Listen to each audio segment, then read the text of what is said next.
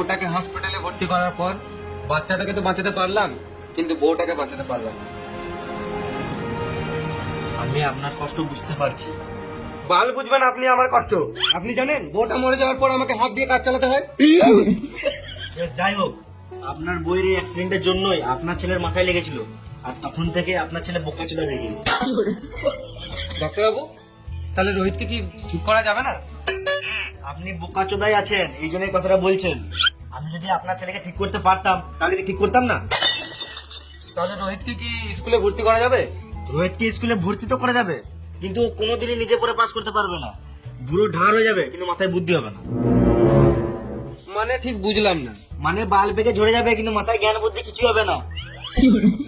ও, তাহলে কি রোহিতকে কোনো স্কুলে ভর্তি করা যাবে না? স্কুলে ভর্তি করে দিন।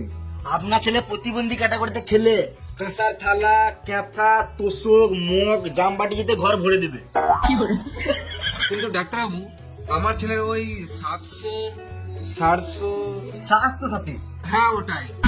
আপনার ছেলের স্বাস্থ্য সাথী থাকুক বা সার স্বাস্থ্য কাঠি, সারে স্বাস্থ্য সাথী থাকুক, আপনার ছেলেকে ঠিক করা যাবে না।